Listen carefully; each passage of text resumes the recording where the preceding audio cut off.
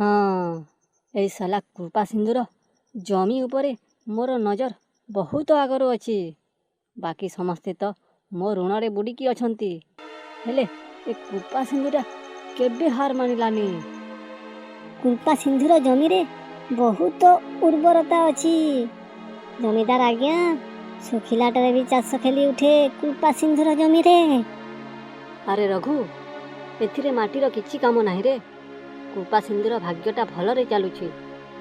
ଯେଉଁଦିନ ତା ଭାଗ୍ୟ ଖରାପ ଚାଲିବ, ସେଦିନ ତା ଜମି ମୋର ହେବ। ଆଉ ଦେଖିବୁ କୃପା ସିନ୍ଧୁ ମୋ ପାଦ ତଳେ ପଡ଼ିଥିବ। ହା ହା ହା ହା। ହେଲେ ସେଦିନ କେବେ ଆସିବ ମାଲିକ? ଆରେ ବୁଡ଼ବକ୍, ସେଭଳି ପରିସ୍ଥିତି ଆପେ ଆପେ ଆସେନି ରେ।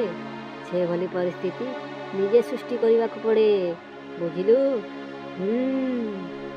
ଏ ରଘୁ, କୃପା ସିନ୍ଧୁର ପତ୍ନୀଟା ସବୁଦିନ ଗାଁ ମନ୍ଦିରକୁ ଯାଏ। ଏ ଔଷଧଟା ନେ, ପ୍ରସାଦରେ ମିଶାଇ ତାକୁ ଖାଇବାକୁ ଦେଇଦେବୁ।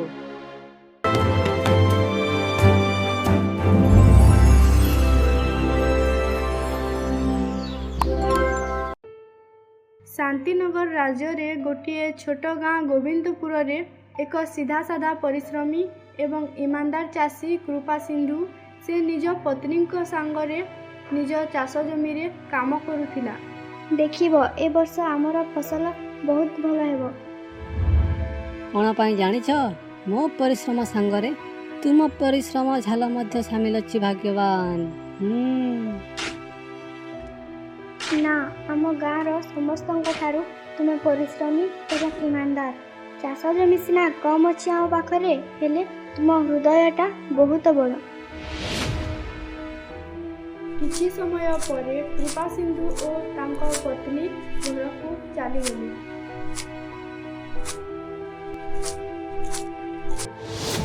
ମୁଁ ତୁମକୁ ଗୋଟିଏ କଥା କହିବା ଭୁଲିଗଲି। ରାନ୍ଧିବାକୁ ଘରେ ଗୋଟେ ବି କାଠ ନାହିଁ। ଓହୋ, ତମେ ଚିନ୍ତା କର ନାହିଁ। ବସ୍ ଏତିକି କଥା। ମୁଁ କାଲି ସକାଳୁ ପ୍ରଥମେ କାଠ ଆଣିଦେବି, ହେଲା? ଚାଲ ଏବେ ଯାହା ଅଛି ରାନ୍ଧିକି ଖାଇବା। ଆସନ୍ତା ଭୋର ସକାଳୁ କୃପା ସିନ୍ଧୁ କାଠ ଆଣିବା ପାଇଁ ଜଙ୍ଗଲକୁ ଚାଲିଗଲା। କୃପା ସିନ୍ଧୁ କାଠ ସଂଗ୍ରହ କରୁଥିଲା।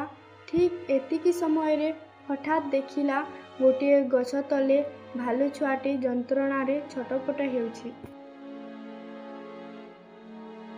ହେ ଭଗବାନ, ଏ ଭାଲୁ ଛୁଆର କି ଅବସ୍ଥା ହୋଇଛି ରେ?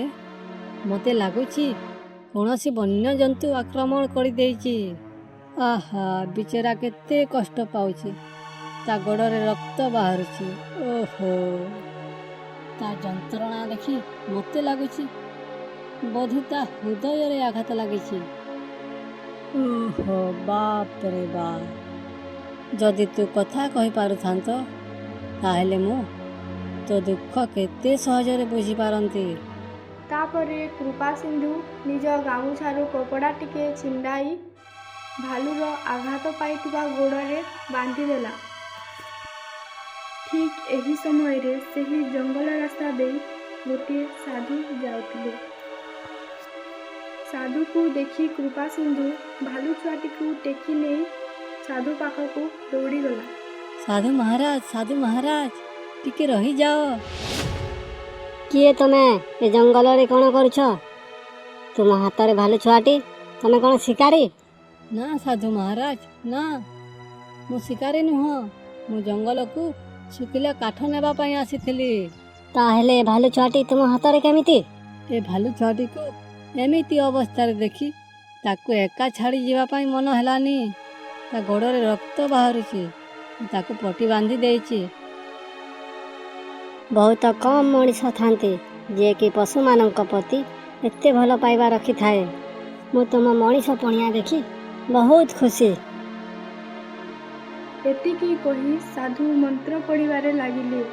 ହଠାତ୍ ରଙ୍ଗ ବିରଙ୍ଗ ରଶ୍ମିରେ ଭାଲୁ ଛୁଆର ଆଘାତ ଭଲ ହୋଇଗଲା। ହଁ, ତାପରେ ଭାଲୁ ଛୁଆ କହିବ ତାର କ'ଣ ହୋଇଛି। ଠିକ୍ ଅଛି, ତାହେଲେ ମୁଁ ଚାଲିଲି।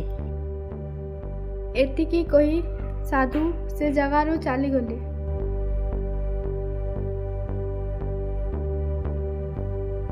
ତାପରେ ଭାଲୁ ଛୁଆଟି ସୁସ୍ଥ ହୋଇ ଠିଆ ହୋଇଗଲା ଓ ଭାଲୁ ଛୁଆ କାନ୍ଦି କାନ୍ଦି କହିଲା, ମା ମା ବାପା ତମେ ସବୁ କୁଆଡ଼େ ଗଲ? ଆରେ ଭାଲୁ ଛୁଆ, ତୁ ତ ପୁରା ମଣିଷଙ୍କ ପରି କଥା କହୁଛୁ। ଏ କେମିତି ସମ୍ଭବ? ଯେତେବେଳେ ସାଧୁ ମହାରାଜ ମନ୍ତ୍ର ପଢ଼ିକି ମୋତେ ଠିକ୍ କରୁଥିଲେ, ସେତେବେଳେ ମୋତେ ଲାଗିଲା ମୋ ପାଖକୁ ମଣିଷଙ୍କ ପରି କଥା କହିବାର ଶକ୍ତି ଆସିଗଲା। ମୋତେ ଯାହା ଲାଗୁଛି ଏ ଚମତ୍କାର ସାଧୁ ବାବାଙ୍କର। ହଉ ଠିକ୍ ଅଛି, ତୁ କହିଲୁ ତ ଏମିତି ଅବସ୍ଥା କେମିତି ହେଲା? ଦିନକର କଥା, ମୋ ମା ବାପା ମୋ ପାଇଁ ଖାଦ୍ୟ ସଂଗ୍ରହ କରିବାକୁ ଯାଇଥିଲେ। ଠିକ୍ ସେତିକି ବେଳେ ମୁଁ ଖେଳିବା ଦୌଡ଼ିବାରେ ଆନନ୍ଦ ନେଉଥିଲି। ତାପରେ କ'ଣ ହେଲା? ମୁଁ ଆମ ଘର ରାସ୍ତା ଭୁଲିଗଲି, ଦୂରକୁ ଚାଲି ଆସିଲି। ହଠାତ୍ ମୋ ଉପରକୁ ବାଘଟେ ଆକ୍ରମଣ କରିଦେଲା। ଏମିତି ସେମିତି ବହୁତ କଷ୍ଟରେ ଖସି ଚାଲି ଆସିଲି। ତାପରେ ମୁଁ ଅଚେତ ହୋଇଗଲି। ତୁ ଚିନ୍ତା କରନି, ମୁଁ ତୋ ମା ପାଖକୁ ଯାଇ ତୋତେ ଛାଡ଼ି ଦେଇ ଆସିବି। ଏତିକି କହି କୃପା ସିନ୍ଧୁ ଭାଲୁ ଛୁଆଟିକୁ ସାଙ୍ଗରେ ନେଇ ତା ମା ବାପାକୁ ଖୋଜିବାକୁ ଲାଗିଲା।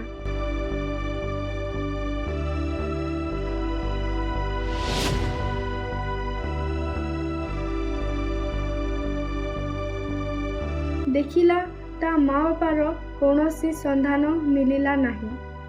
ତୋ ଘର ତ କୋଉଠି ମିଳିଲାନି। କ'ଣ ତୁ ମୋ ସାଙ୍ଗରେ ଆମ ଘରକୁ ଯିବୁ? ଓହୋ, ତମେ ମୋ ଜୀବନ ବଞ୍ଚାଇଛ। ତୁମେ ମୋ ବନ୍ଧୁ, ସାଙ୍ଗ। ତୁମ ସାଙ୍ଗରେ ଯିବିନି ତ ଆଉ କାହା ସାଙ୍ଗରେ ଯିବି? ମୁଁ ତ ମଣିଷ ଭଳି କଥା ହୋଇପାରୁଛି। ତୁମ ସାଙ୍ଗରେ ବେଶ ଆରାମରେ ରହିପାରିବି। ଆରେ ଭାଲୁ ଛୁଆ, ମୁଁ ଭାବୁଛି ତୋତେ ଗୋଟେ ସୁନ୍ଦର ନାଁଟେ ଦେବି। ଆରେ ବନ୍ଧୁ, ତୁମେ ଚାହିଁଲେ ନା ମୋତେ ଗୋଟେ ନାଁ ମଧ୍ୟ ଦେଇପାରିବ। କହିଲ ନାଁଟା କ'ଣ ଦେବ ମୋତେ? ତୁ ତ ପୁରା ମଜାଦାର କଥା କହୁଛୁ। ଠିକ୍ ଅଛି, ଆଜିଠୁ ମୁଁ ତୋତେ ଗପୁ ଡାକିବି। ଗପୁ।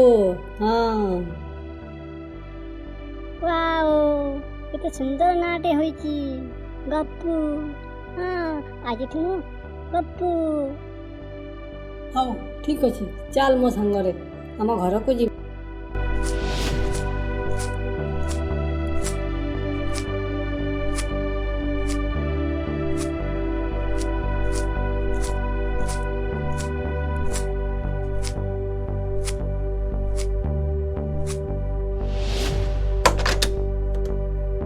ଆରେ ତୁମେ ଜଙ୍ଗଲରୁ ଏଇ ଭାଲୁ ଛୁଆଟା କାହିଁକି ଧରି ଆଣିଲ?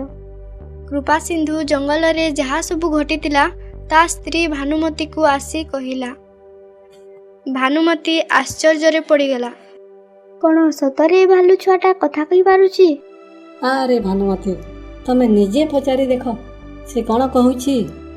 ଆରେ ଭାଲୁ, ତୋ ନାଁଟା କ'ଣ? ମୋ ନାଁ ଗପୁ। କୃପା ସିନ୍ଧୁ ମୋ ଜୀବନ ବଞ୍ଚାଇଛନ୍ତି। ମୁଁ ଏବେ ତୁମ ଘରରେ ରହିବି, ଏ ଘରର ସଦସ୍ୟ। ମୁଁ ତୁମକୁ ସବୁ କାମରେ ସାହାଯ୍ୟ କରିବି। ଭାନୁମତୀ ଆଶ୍ଚର୍ଯ୍ୟରେ ପଡ଼ିଗଲା। ସମୟ ବିତିବାରେ ଲାଗିଲା। ଗପୁର ଉପସ୍ଥିତି ଘରେ ନୂଆ ଖୁସି ଆଣି ଦେଇଥିଲା। ଧୀରେ ଧୀରେ ଗପୁ ଭାନୁମତୀକୁ କାମ କରିବାରେ ସାହାଯ୍ୟ କରୁଥିଲା। କୃପା ସିନ୍ଧୁ ଓ ଭାନୁମତୀ ଗପୁକୁ ନିଜ ପୁଅ ପରି ଯତ୍ନ ନେଉଥିଲେ। ଗୋଟିଏ ଦିନ ଗପୁ କହିଲା, ଆରେ ବନ୍ଧୁ କୃପା ସିନ୍ଧୁ, ମୁଁ ବି ତୁମ ସାଙ୍ଗରେ ବିଲକୁ ଯିବି। ଘରେ ବସି ବସି ବୋର୍ ହୋଇଯାଉଛି। ଆରେ ଗପୁ, ବିଲ କାମ ହାଲୁକା ନୁହେଁ, ବହୁତ ପରିଶ୍ରମ କରିବାକୁ ପଡ଼େ। କ'ଣ କରିବୁ ତୁ ବିଲକୁ ଯାଇ? ଆରେ ରେ, କ'ଣ କରିବୁ ମାନେ? ମୁଁ ବି ତୁମ ସାଙ୍ଗରେ ଚାଷ କାମ କରିବି। କ'ଣ ମୋତେ କମ୍ ପରିଶ୍ରମୀ ଭାବୁଛ କି? ଖାଲି ଗୋଟିଏ ଡର ଅଛି, ଯଦି ଗାଁ ଲୋକ ତୋତେ କଥା ହେବାର ଦେଖି କ'ଣ ଭାବିବେ କେଜାଣି? ଆରେ ବନ୍ଧୁ, ମୁଁ ଯେତେବେଳେ ପ୍ରଥମ ଥର ତୁମ ସାଙ୍ଗରେ କଥା ହେଲି, ତମେ କ'ଣ ଡରି ଯାଇଥିଲ କି? କହିଲ। ଆରେ ଗପୁ, ମୁଁ ଦୁନିଆକୁ ଜାଣିଛି। ସବୁ ଲୋକ ମୋ ଭଳି ନୁହଁ ଯିଏକି ତୋତେ ବୁଝିପାରିବ। ଓହୋ, ମୁଁ କ'ଣ ଜାଣିବି ଦୁନିଆରେ ଦେବା ନେବା। ମୋତେ ତ ଖାଲି ତୁମ ସାଙ୍ଗରେ ହିଁ ରହିବା। ଗପୁର କଥା ଶୁଣି କୃପା ସିନ୍ଧୁ ମୁରୁକି ହସିଦେଲା। ତା ଆର ଦିନ ଗପୁକୁ ସାଙ୍ଗରେ ନେଇ ବିଲକୁ ଚାଲିଗଲା। କିଛି ଦିନ ପରେ ଗୋପୁ କ୍ଷେତ କାମ ସବୁ ଶିଖିଗଲା। ଗୋପୁ କୃପା ସିନ୍ଧୁର ଭଲ ସାହାଯ୍ୟକାରୀ ବନିଗଲା। ଆରେ ବନ୍ଧୁ କୃପା ସିନ୍ଧୁ, ଆଜିର ମାଟି ତ ପୁରା ହାଲୁକା ହାଲୁକା ଲାଗୁଛି। ଆରେ ଗପୁ, ତୁ ତ ପୁରାପୁରି ଗୋଟେ ଚାଷୀ ବନିଗଲୁ।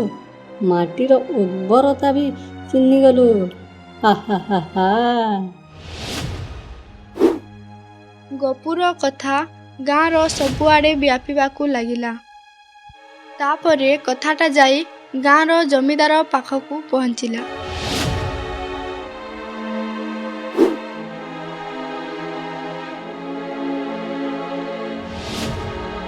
ଆରେ ରଘୁ, କୃପା ସିନ୍ଧୁ ପାଖରେ କ'ଣ ଗୋଟେ ଭାଲୁ ଛୁଆ ଅଛି ଯିଏକି ମଣିଷ ପରି କଥାବାର୍ତ୍ତା କରୁଛି?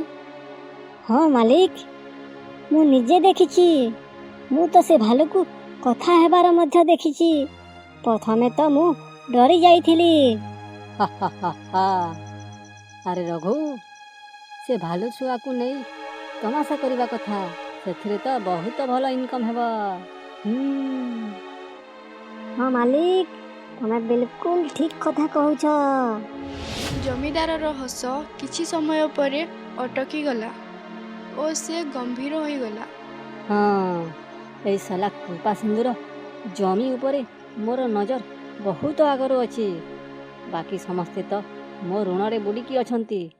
ହେଲେ ଏ କୃପା ସିନ୍ଧୁଟା କେବେ ହାର ମାନିଲାନି। କୃପା ସିନ୍ଧୁର ଜମିରେ ବହୁତ ଉର୍ବରତା ଅଛି। ଜମିଦାର ଆଜ୍ଞା, ଶୁଖିଲାଟାରେ ବି ଚାଷ ଖେଳି ଉଠେ କୃପା ସିନ୍ଧୁର ଜମିରେ। ଆରେ ରଘୁ, ଏଥିରେ ମାଟିର କିଛି କାମ ନାହିଁ ରେ। କୃପା ସିନ୍ଧୁର ଭାଗ୍ୟଟା ଭଲରେ ଚାଲୁଛି। ଯେଉଁଦିନ ତା ଭାଗ୍ୟ ଖରାପ ଚାଲିବ, ସେଦିନ ତା ଜମି ମୋର ହେବ। ଆଉ ଦେଖିବୁ, କୃପା ସିନ୍ଧୁ ମୋ ପାଦ ତଳେ ପଡ଼ିଥିବ। ହା ହା ହା ହା। ହେଲେ ସେଦିନ କେବେ ଆସିବ ମାଲିକ? ଆରେ ବୁଡ଼ବକ, ସେଭଳି ପରିସ୍ଥିତି ଆପେ ଆପେ ଆସେନି ରେ। ସେଭଳି ପରିସ୍ଥିତି ନିଜେ ସୃଷ୍ଟି କରିବାକୁ ପଡ଼େ, ବୁଝିଲୁ? ଏ ରଘୁ, କୃପା ସିନ୍ଧୁର ପତ୍ନୀଟା ସବୁଦିନ ଗାଁ ମନ୍ଦିରକୁ ଯାଏ। ଏ ଔଷଧଟା ନେ, ପ୍ରସାଦରେ ମିଶାଇ ତାକୁ ଖାଇବାକୁ ଦେଇଦେବୁ। ଆହୋ ମାଲିକ, ତୁମର ବୁଦ୍ଧିକି ତ ମାନିବାକୁ ପଡ଼ିବ। ହା ହା ହା। ଏ ଔଷଧଟା ଖାଇ ରୋଗରେ ଆକ୍ରାନ୍ତ ହୋଇଯିବ। ତାପରେ ତ କ'ଣ ଆମ ଖେଳ ଆରମ୍ଭ। ହା ହା ହା। ସକାଳ ହେଲା, ଭାନୁମତୀ ଗାଁ ମନ୍ଦିରକୁ ଗଲା।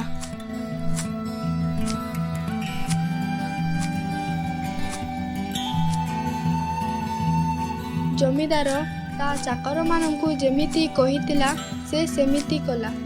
ପ୍ରସାଦରେ ଔଷଧ ମିଶାଇ ଭାନୁମତୀକୁ ଖାଇବାକୁ ଦେଇଦେଲେ।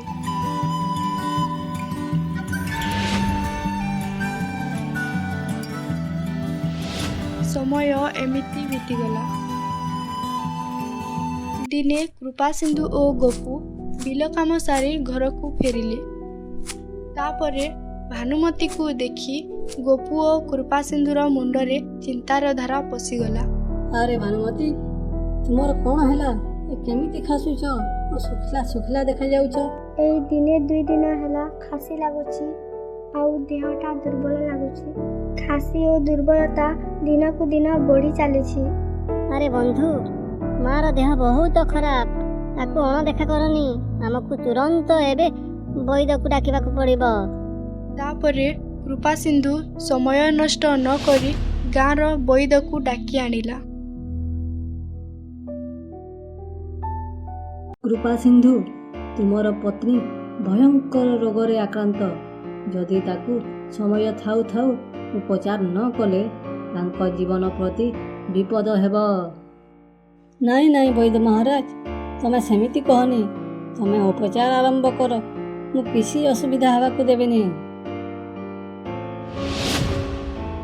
ସେଇଦିନଠୁ କୃପା ସିନ୍ଧୁର ଖର୍ଚ୍ଚ ହେବାରେ ଲାଗିଲା। ସପ୍ତାହ ବିତିଗଲା। ଗୋଟିଏ ଦିନ ଏମିତି ଆସିଲା, ତା ପାଖରେ ଯେତେ ଟଙ୍କା ଜମା ରଖିଥିଲା ସବୁ ଖର୍ଚ୍ଚ ହୋଇଗଲା। ଏମିତି ମନ ଦୁଃଖରେ ବସନି, ମୁଁ ଆପେ ଆପେ ଭଲ ହୋଇଯିବି। ଭାନୁମତୀ, ତମେ ସେମିତି କହନି। ମୁଁ ତୁମର ଏପରି ଅବସ୍ଥା ଦେଖିପାରିବିନି। ଏବେ ଆଉ କ'ଣ କରିବା? ଘରେ ଯେତେ ଟଙ୍କା ପଇସା ଥିଲା ସେ ସବୁ ତ ମୋ ଉପଚାରରେ ଖର୍ଚ୍ଚ ହୋଇଗଲା। କ'ଣ କରିବା? ଧାନ ମଞ୍ଜି ଆଣିବା ପାଇଁ ବି ଟଙ୍କାଟେ ନାହିଁ। ତମେ ଚିନ୍ତା କରନି, ମୁଁ କିଛି ନା କିଛି ଗୋଟେ ନିଶ୍ଚୟ କରିବି। ରୂପା ସିନ୍ଧୁ ମନ ଦୁଃଖରେ ବସିଥିଲା। ଗପୁ ଆସି କହିଲା, ବନ୍ଧୁ, ଏମିତି ମନ ଦୁଃଖରେ ବସିଲେ ହେବ କି? ଏବେ ବି ତୁମର 2 ଭାଇ ଗାଁରେ ଅଛନ୍ତି। ସେମାନେ ତୁମଠୁ ବେଶୀ ଧନୀ। ତମେ ସେମାନଙ୍କୁ ଯାଇ ସାହାଯ୍ୟ ମାଗ। ରୂପା ସିନ୍ଧୁକୁ ଗପୁର କଥା ଠିକ୍ ଲାଗିଲା। ସେଇଦିନ ସନ୍ଧ୍ୟାରେ ତା ବଡ଼ ଭାଇ ମୁରଲି ପାଖକୁ ଗଲା। ଓହୋ, ଆରେ ଭାଇ କୃପା ସିନ୍ଧୁ, ତୁମ ଘରର ରାସ୍ତା ଭୁଲି ଯାଇଛ କି? ହଠାତ୍ ଆଜି ମୋ ଘରକୁ କେମିତି? ଭାନୁମତୀର ରୋଗ ବିଷୟରେ ଗାଁର ସମସ୍ତେ ଜାଣିଛନ୍ତି। ମୁଁ ଯେତେ ବି ଟଙ୍କା ପଇସା ରୋଜଗାର କରିଥିଲି ସେସବୁ ଉପଚାରରେ ସରିଗଲା। ମୋତେ କିଛି ଟଙ୍କା ଦରକାର ଥିଲା। ତୁ ତ ଜାଣିଛୁ ଏ ବର୍ଷ ମୋର ଫସଲ ବହୁତ ଖରାପ ହୋଇଥିଲା। ମୁଁ ଏଠୁ ସେଠୁ ଉଦ୍ଧାର ଆଣିକି ଚଲୁଛି। ଆଉ ତୋତେ କେଉଁଠୁ ଆଣିକି ଦେବି କହିଲୁ? କୃପା ସିନ୍ଧୁ କିଛି କହିଲାନି। ମୁଣ୍ଡ ତଳକୁ କରି ଘରୁ ବାହାରି ଆସିଲା।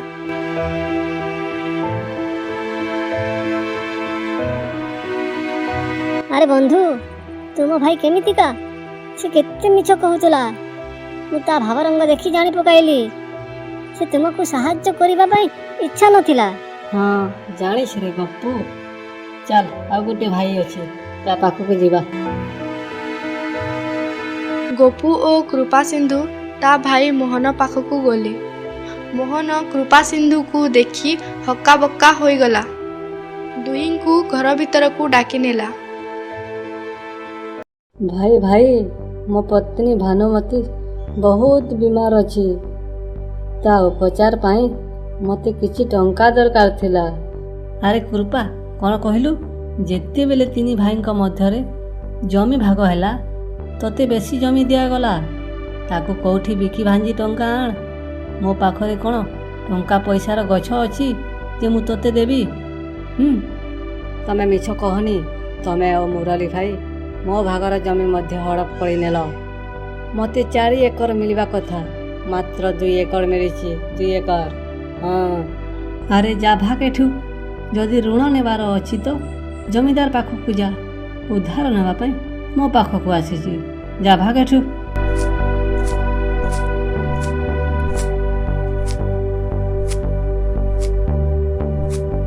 ଆରେ ବନ୍ଧୁ, କେମିତି ତୁମ ଭାଇମାନେ ତୁମକୁ କେହି ଜଣେ ବି ସାହାଯ୍ୟ କଲେନି? ହଁ ରେ ଗପୁ, ଏ ଦୁନିଆର ଲୋକମାନେ ଏମିତି। ନିଜର ପର କିଛି ଦେଖନ୍ତିନି। ସମସ୍ତେ ମତଲବୀ। ଏବେ କ'ଣ କରିବ? ଜମିଦାର ପାଖକୁ ଯିବ? ମଜବୁରୀ ଏ ଗପୁ, ମଜବୁରୀ। ମୁଁ ତ ଜମିଦାର ପାଖକୁ ଯିବାକୁ ଚାହୁଁନଥିଲି। ତୁ କହିଲୁ ବୋଲି ଭାଇ ପାଖକୁ ଗଲି। ମୋ ପାଖରେ ଆଉ କିଛି ରାସ୍ତା ନାହିଁ। ତୁ ହେଲେ କହ, ମୁଁ କ'ଣ କରିବି?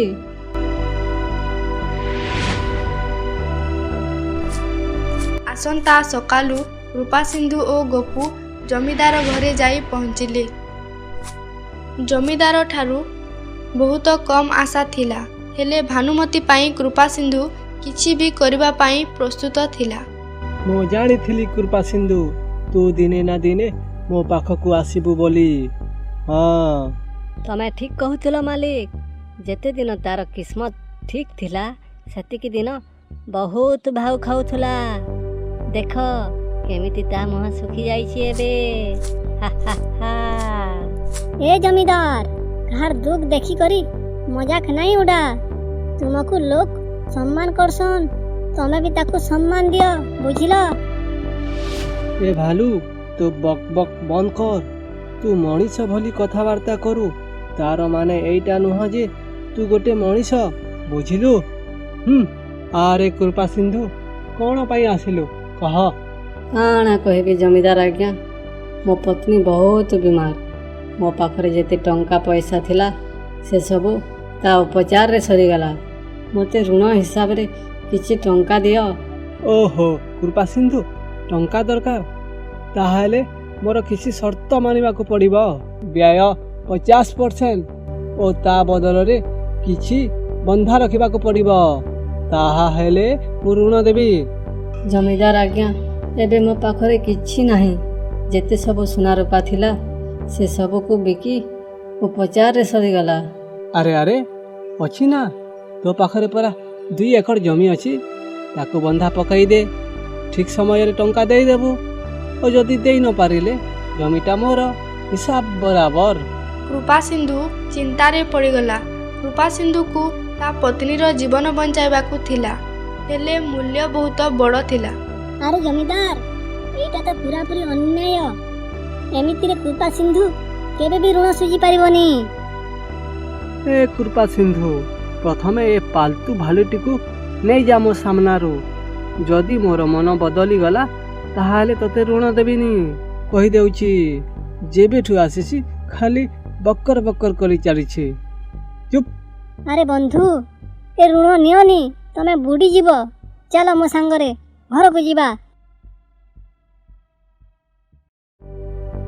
ଆରେ ଗପୁ, ମୋ ପାଖରେ ଆଉ କିଛି ରାସ୍ତା ନାହିଁ।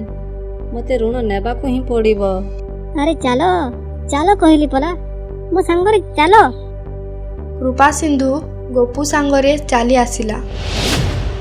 ଜମିଦାର ଓ ଜମିଦାରର ଚାମଚା ରାଗ ଜର ହୋଇଯାଉଥାନ୍ତି। ଆହୋ ଜମିଦାର ଆଜ୍ଞା, କୃପା ସିନ୍ଧୁ ତ ଆମ ହାତ ଛଡ଼ା ହୋଇଗଲା। ଏ ରଖୁ, ଚିନ୍ତା କରନି ରେ, ପରିସ୍ଥିତି ତାକୁ ପୁଣି ଆଣି ଆସିବ। ହା ହା ହା ହା।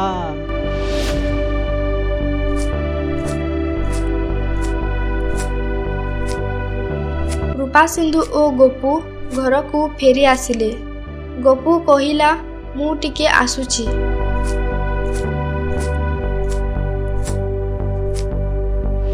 ସନ୍ଧ୍ୟା ସମୟ ବଢ଼ିବାରେ ଲାଗିଛି, ହେଲେ ତଥାପି ଗୋପୁ ଘରକୁ ଫେରିଲାନି। ଆରେ ଭାନୁମତୀ, କେଜାଣେ ଗପୁ କୁଆଡ଼େ ଗଲା? ମୋ ମନଟା କାହିଁ ଭଲ ଲାଗୁନି ରେ। ରାତି ବିତିଗଲା, ସକାଳ ହେଲା। ଠିକ୍ ସେହି ସକାଳୁ ସକାଳୁ ଗୋପୁ ଘରକୁ ଫେରିଲା।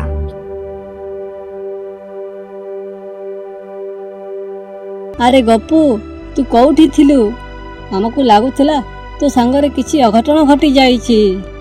ଆରେ ବନ୍ଧୁ, ମୁଁ ଜଙ୍ଗଲକୁ ଯାଇଥିଲି, ସେ ସାଧୁ ବାବା ପାଖକୁ, ଯାହା ପାଇଁ ମୋତେ କଥା କହିବାର ଶକ୍ତି ମିଳିଥିଲା। ମୁଁ ତାକୁ ସବୁ କଥା କହିଲି। ସେ ମୋ ଉପରେ ଖୁସି ହୋଇ ଏ ଜଡ଼ିବୁଟି ଦେଇଛନ୍ତି। କହିଛନ୍ତି ଏ ଜଡ଼ିବୁଟିରେ ବଡ଼ରୁ ବଡ଼ ରୋଗ ଭଲ ହୋଇଯିବ। ହଁ। ସେ ଜଡ଼ିବୁଟିକୁ ଭାନୁମତୀକୁ ଦେଇଦେଲା। କିଛି ସମୟ ପରେ ଭାନୁମତୀ ଆଗ ଭଳି ସୁସ୍ଥ ଓ ସବଳ ହୋଇଗଲା। ଆରେ ଭାନୁମତୀ, ତମେ ତ ପୁରାପୁରି ଠିକ୍ ହୋଇଗଲ।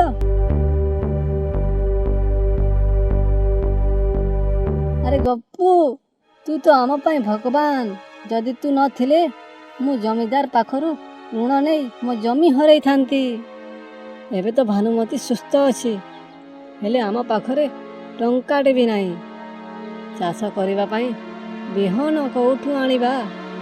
ହଁ, ମୁଁ ଜାଣିଥିଲି ଯେତେବେଳେ ଭାନୁମତୀ ଠିକ୍ ହୋଇଯିବ ସେତେବେଳେ ତୁମକୁ ବିହନ ଦରକାର ହେବ। ହଁ, ସେଥିପାଇଁ ମୁଁ ସାଧୁ ବାବା ପାଖରୁ ବିହନ ବି ଆଣିଛି। ଏଇ ଦେଖ। ଆରେ ଗପୁ, ତୁ କ'ଣ ବିହନ ଆଣିଛୁ ସତରେ? ସାଧୁ ବାବା ଚମତ୍କାରୀ ବିହନ ଦେଇଛନ୍ତି। ଯଦି ତୁମେ ତାକୁ ବୁଣିଦେବ, ଏମିତି ଫସଲ ହେବ, ଏମିତି ଫସଲ ହେବ, ପୁରା ରାଜ୍ୟରେ କାହାର ବି ହେଇନଥିବ। ହଁ, ସମସ୍ତଙ୍କଠୁ ପ୍ରଥମେ ତୁମର ଫସଲ ହିଁ ହେବ। ହଁ, କେମିତି ମଜା ଲାଗିଲା କିନି? ଗପୁ, ଏତେ ଶୀଘ୍ର ଫସଲ ହେଇଯିବ? ସାଧୁ ବାବା ଗୋଟିଏ ସର୍ତ୍ତ ବି ରଖିଛନ୍ତି। ଯେତେବେଳେ ତୁମର ଅବସ୍ଥା ଠିକ୍ ହୋଇଯିବ ସେତେବେଳେ ତମେ ସେଇମାନଙ୍କୁ ସାହାଯ୍ୟ କରିବ ଯେଉଁମାନେ ଜମିଦାରର ଋଣ କରଜରେ ବୁଡ଼ି ଯାଇଛନ୍ତି। ଆରେ ଗପୁ, ତୁ ହେଲୁ ମୋର ପ୍ରକୃତ ବନ୍ଧୁ। ଚାଲ ଏବେ ଆମେ ଦୁହେଁ ମିଶି ବିଲରେ ଚାଷ କରିବା। ସକାଳ ହେଲା। କୃପା ସିନ୍ଧୁ, ଭାନୁମତୀ ଓ ଗୋପୁ ଚାଷ କରିବାକୁ ଚାଲିଗଲେ।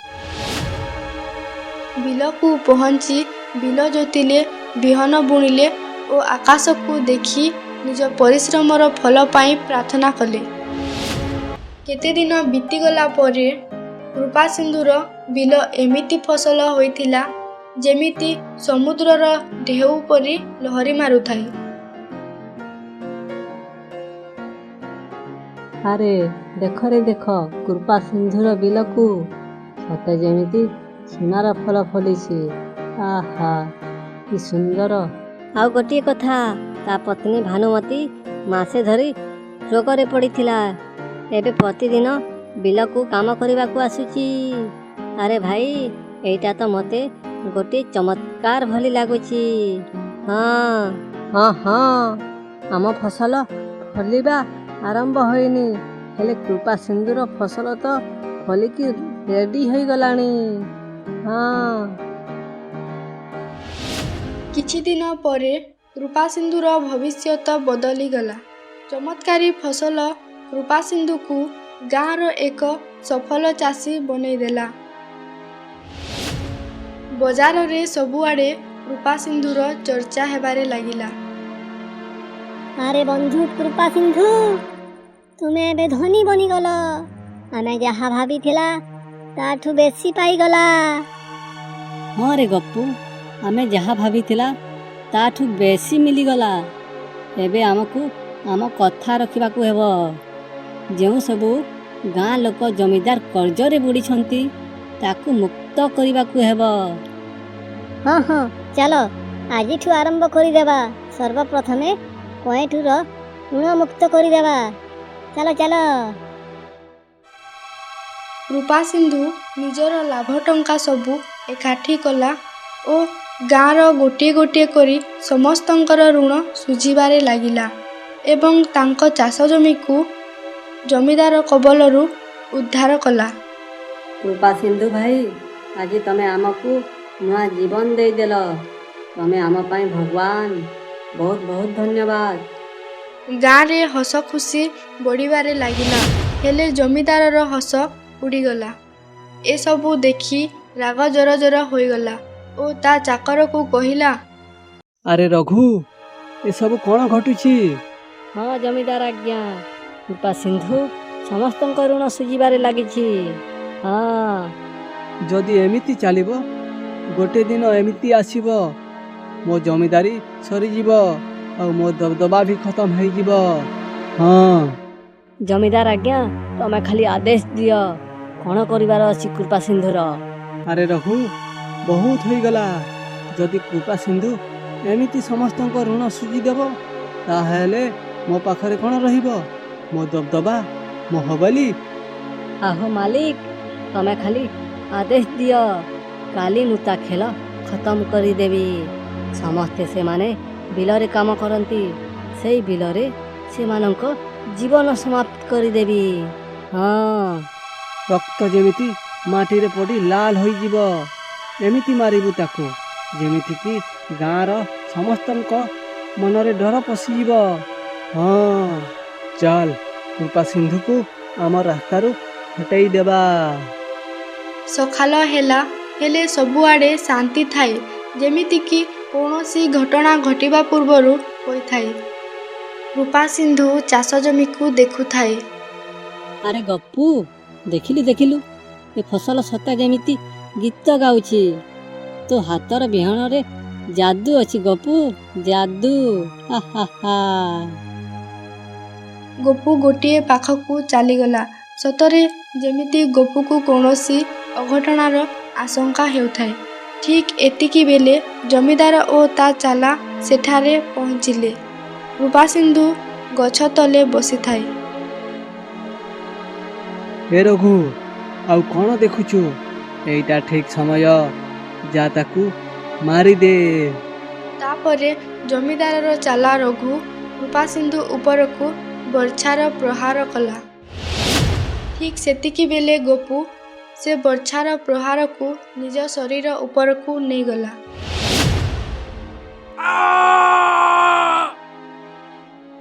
ନାଇଁ ଗପୁ, ନାଇଁ ଗପୁ, ନାଇଁ। ଏ କ'ଣ କରିଦେଲୁ ଗପୁ? ଆରେ ବନ୍ଧୁ କୃପା ସିନ୍ଧୁ, ତମ ପାଇଁ ବନ୍ଧୁତା କେବଳ ସାଙ୍ଗ ରହିବା ଏଇଟା ମିତ୍ରତା ନୁହଁ, ବନ୍ଧୁତାରେ ଦରକାର ପଡ଼ିଲେ ଜୀବନ ଦେବାକୁ ପଡ଼ିଥାଏ। ଆରେ ଗପୁ, ତୁ କାହିଁକି ଏମିତି କଲୁ? ମୋ ଜୀବନ ବଞ୍ଚାଇବାକୁ ଯାଇ ତୁ ଜୀବନକୁ ବିପଦରେ ପକାଇଦେଲୁ। କୃପା ସିନ୍ଧୁ, ମୁଁ କ'ଣ ତୁମ ପାଇଁ ଏତିକି କରିପାରିବିନି? ତୁମେ ମୋର ପ୍ରକୃତ ବନ୍ଧୁ। ନାଇଁ ଗପୁ ନାଇଁ।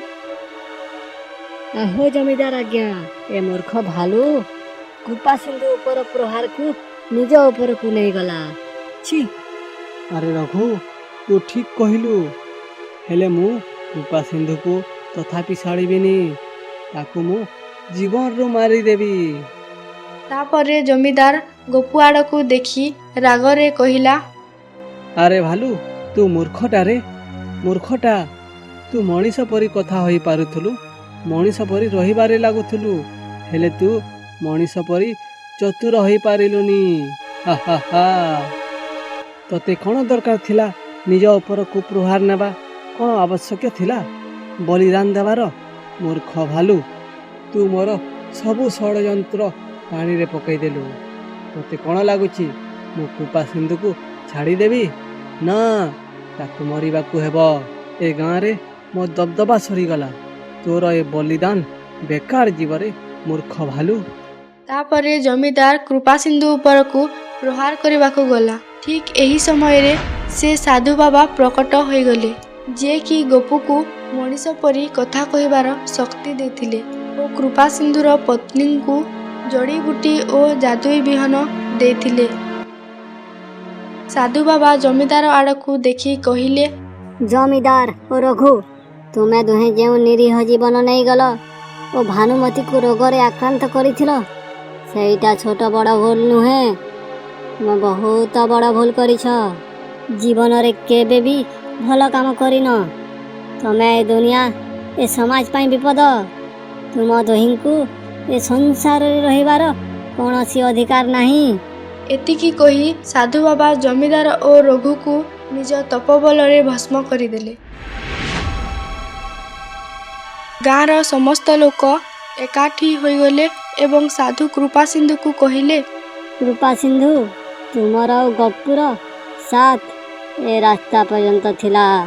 ଏବେ ଆଗକୁ ତୁମକୁ ଏକା ଚାଲିବାକୁ ହେବ।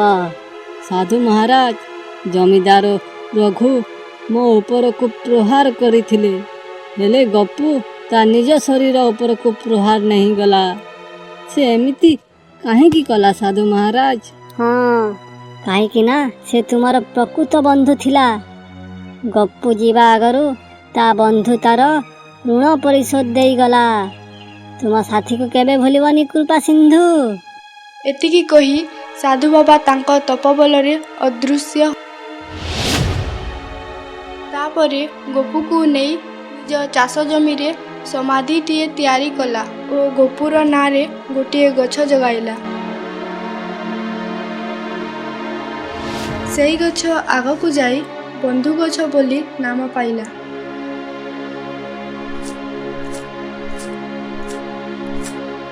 ଗପୁ, ତୋ ବିନା ସବୁ ଅଧୁରା ଲାଗୁଛି। ହେଲେ ତୁ ପାଖରେ ସିନା ନାହିଁ, ହେଲେ ତୁ ସବୁ ଫସଲରେ ଅଛୁ, ଯେଉଁ ସବୁ ଏ ମାଟିରେ ଉତ୍ପନ୍ନ ହେଉଛି।